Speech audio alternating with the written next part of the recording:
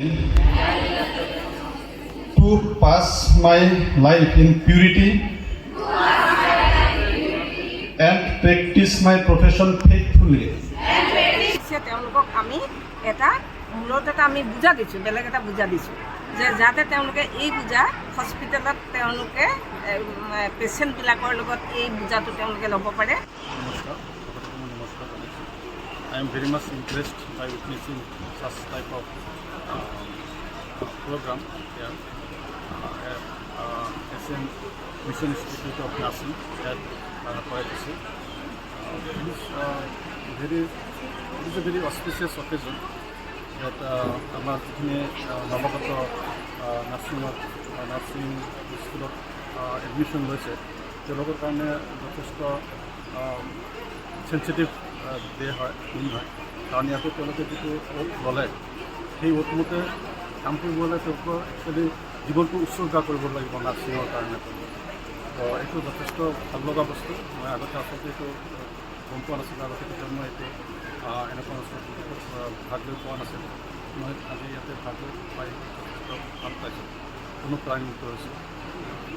যিখিনি নতুন nursing student আছে বা আগত অধ্যয়ন কৰিছে তেওঁলোকৰ উদ্দেশ্যে চাওক, নাৰ্ছিং এটা প্ৰফেশ্যন হয়, এইটো এটা যথেষ্ট নবেল প্ৰফেশ্যন বুলি কয়, যিটো অৰ্ডিনেৰী প্ৰফেশ্যন।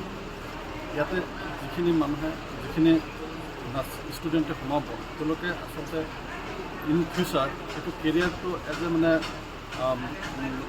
জীৱন উৎসৰ্গা কৰা প্ৰফেশ্যন হিচাপে ল'ব লাগে।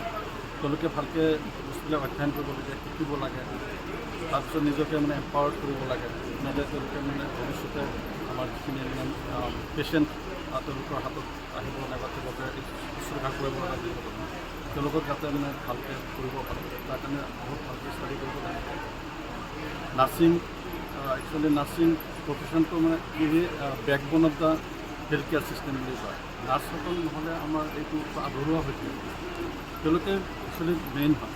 আমাৰ ডক্টৰখিনি যিমানখিনি লাগি থাকে নাৰ্ছখিনি তাতকৈ বেছিকৈ পেচেণ্টৰ লগত লাগি থাকিব লাগে।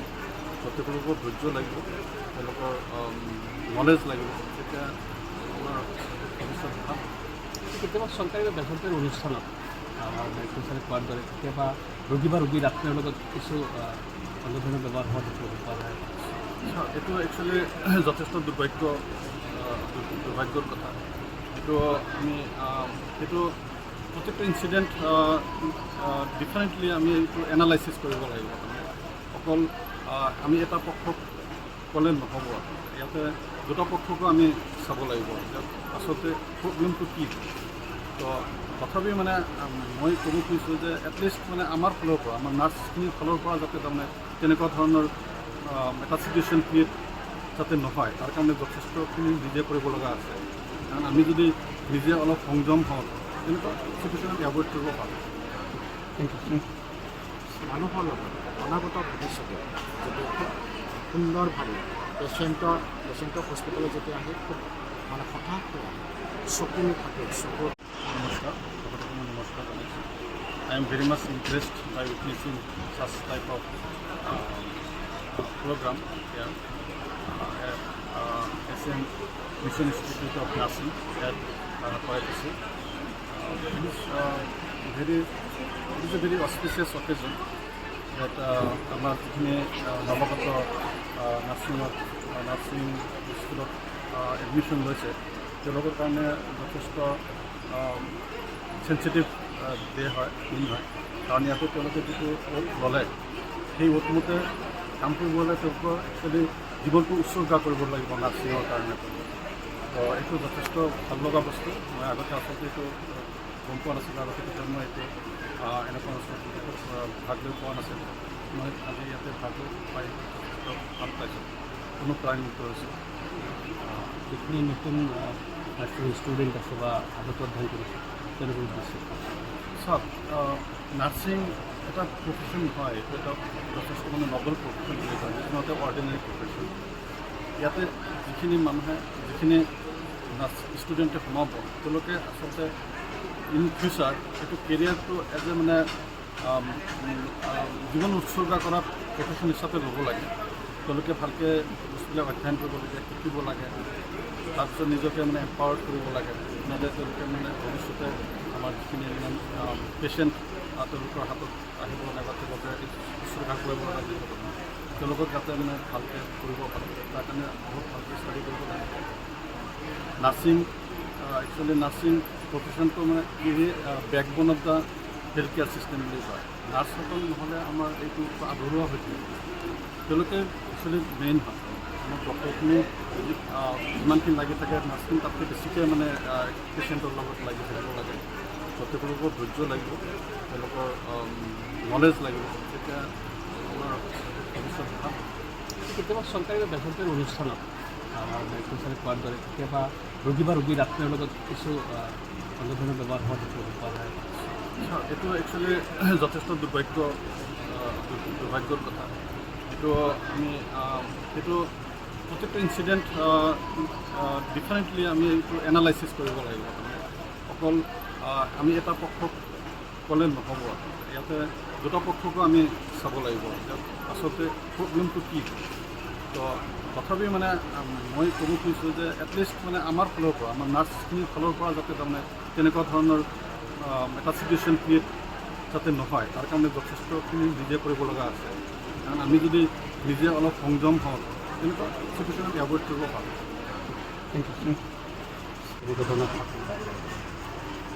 হয়, আমি সঁচাকৈ গৌৰৱ অনুভৱ কৰিছোঁ যে আমাৰ নামনি অসমৰ অনাপতি নাৰ্ছিং শিক্ষা প্ৰতিষ্ঠান, অকল নাৰ্ছিং শিক্ষা নহয়, আমাৰ ইয়াতে ফাৰ্মাচী শিক্ষা আছে, ধৰ্ম আছে। এনেকুৱা এটা প্ৰতিষ্ঠানত কৰা উচিত। আমি আজি বিশেষকৈ কেপিং ডে যি চেৰেমনি হয় এই চেৰেমনিত আপোনালোকক পাই জানিব অনুভৱ কৰিছোঁ। আৰু আপোনালোকে জানে যে নাৰ্ছিং প্ৰফেশ্যন এটা মেডিকেল প্ৰফেশ্যন আৰু হেল্থ কেয়াৰ ছিষ্টেমৰ মেৰুদণ্ড বুলি আমি ক'ব পাৰোঁ। আৰু এই নাৰ্ছিং প্ৰফেশ্যনত যিসকল ছাত্ৰ ছাত্ৰী সোমাইছে তেওঁলোকে ডেডিকেটেড হয়, তেওঁলোকে কাম কৰি দিব, মানৱ সেৱাৰ প্ৰতি হ'ব লাগিব।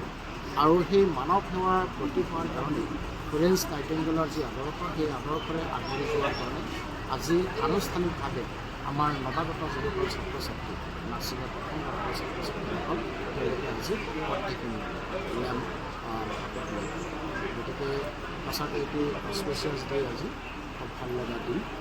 আৰু এটা কথা মই আপোনালোকৰ যোগেদি নাৰ্ছিং প্ৰফেশ্যনৰ লগত জড়িত, যিহেতু আমি সকলোৱে হেল্থ কেয়াৰ ছিষ্টেমৰ লগত জড়িত, নাৰ্ছিং প্ৰফেশ্যনৰ লগত জড়িত বিশেষকৈ আমাৰ ছিষ্টাৰসকলক ক'ব বিচাৰিছোঁ যে তেওঁলোকৰ ব্যৱহাৰ আচাৰ ব্যৱহাৰ সদায় নম্ৰ, সদায় এইটো থাকেই।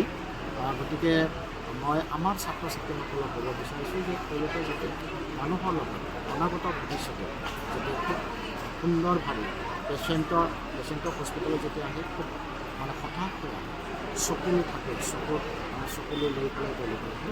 আৰু এই ছাত্ৰ ছাত্ৰীসকলে বা নাৰ্ছসকলে তেওঁলোকৰ সেৱাৰ যোগেদি মানৱ সেৱাৰ যোগেদি তেওঁলোকৰ মুখত হাঁহি দিনাই হস্পিটেলৰ পৰা ওলাই দিব লাগিব। গতিকে সেইখিনি কথা আমাৰ ছাত্ৰ ছাত্ৰীসকলক আজিৰ দিনটো ক'ব বিচাৰিছোঁ। এটা কথা বৰ্তমান নামনি অসমৰ এনেকুৱা ধৰণৰ প্ৰাইভেট ইনষ্টিটিউট বহুতেই আছে। বায়ুপুষ্টিৰ এই ইনষ্টিটিউটখন ব্যতিক্ৰম কিবা আছে? হয়, আমাৰ ব্যতিক্ৰমটো হ'ল যে আমি নাৰ্ছিং এই অনুষ্ঠানখনত আমাৰ হোষ্টেল আছে, আমাৰ যিসকল শিক্ষাগুৰু আছে, বাইদেউসকলে বিশেষকৈ তেওঁলোকে যথেষ্ট কেয়াৰ লয় ষ্টুডেণ্টক। কাৰণ এই ষ্টুডেণ্টসকলে তেওঁলোকে যদি এতিয়া সমল গোটাব নোৱাৰে অধ্যয়নৰ যোগেদি, তেতিয়াহ'লে অনাগত ভৱিষ্যতে তেওঁলোকে মানৱ সেৱা দিয়াৰ ক্ষেত্ৰত তেওঁলোকে কিন্তু বিপদত পৰে। কাৰণ নলেজ ইজ পাৱাৰ বুলি এটা কথা আছে নহয়। আৰু সেইখিনি দিয়াৰ কাৰণে আমাৰ শিক্ষাগুৰুসকলে সদায় তেওঁলোকে ইয়াত অহৰহ তেওঁলোকে চেষ্টা অব্যাহত কৰে। আনকি আমাৰ এই স্কুলৰ যিখিনি শিক্ষা প্ৰদান কৰে তাৰোপৰি ৰাতি হোষ্টেলত আমাৰ বাইদেউসকলে ছাত্ৰ ছাত্ৰীসকলে পঢ়ি আছে নে নাই তেওঁলোকে সেইখিনি তদাৰক কৰে। গতিকে সেইখিনি অতিকৈ প্ৰয়োজন। আৰু এইটো সময়ত বিশেষকৈ 3টা বছৰ তেওঁলোকে ইয়াত অধ্যয়ন কৰিব, অধ্যয়নৰ সময়ত যাতে তেওঁলোকৰ সময় অপচয় নহয় তাৰ কাৰণে আমাৰ শিক্ষাগুৰুসকলে বাইদেউসকলে যথেষ্ট যত্ন লয়। এইখিনি আমাৰ আটাইতকৈ বেছি গুৰুত্বপূৰ্ণ আমাৰ অনুষ্ঠান। আমাৰ এছিয়ান মিছন ইনষ্টিটিউট অফ নাৰ্ছিঙৰ এইটো 3rd বেটছ জেনেৰেল। তেওঁলোকক আমি এডমিশ্যনৰ পৰা 3-4 মাহ একেলগে থিয়ৰী আৰু প্ৰেক্টিকেল ক্লাছ কৰাওঁ আৰু তেওঁলোকক আমি হস্পিটেললৈ বেডছাইড নাৰ্ছিঙৰ কাৰণে তেওঁলোকক আমি প্ৰিপেয়াৰ কৰোঁ। আৰু সেইদৰে এইটো বেটছও আজি তেওঁলোকক কেব দিলোঁ মানে কি তেওঁলোকে এতিয়া বেডছাইড নাৰ্ছিঙৰ কাৰণে ৰেডি হৈছে।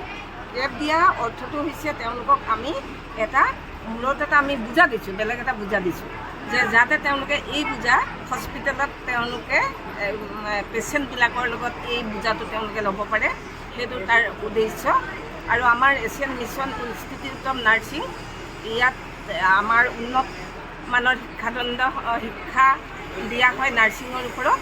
আমাৰ ইয়াত মানে এফিচিয়েণ্ট ফেকাল্টিজ আছে আৰু আমাৰ ষ্টুডেণ্টবিলাকৰ লগত আমি অনবৰতে লাগি থাকোঁ যাতে তেওঁলোকে নাৰ্ছিং শিক্ষা উন্নত মানৰ কৰি আমাৰ দেশৰ ভিতৰতে বিশ্বৰ ভিতৰতে তেওঁলোকে মানে জনাজাত হৈ পৰিব পাৰে। তাৰ কাৰণে আমি সদায় চেষ্টা কৰোঁ। আমাৰ উন্নত মানৰ হোষ্টেল ফেচিলিটি আছে আৰু অফিচ ষ্টাফ আছে তেনেকৈ। সেইকাৰণে মই আজি আহ্বান জনাওঁ যাতে সকলোৱে আমাৰ যাতে ইনষ্টিটিউটলৈ এবাৰ আহে আৰু ইয়াত যাতে এডমিশ্যন ল'বলৈ আগবাঢ়ি আহে, তাৰ কাৰণে মই সকলোকে মই আহ্বান জনাইছোঁ। Thank you. आप देख रहे हैं ABPN न्यूज।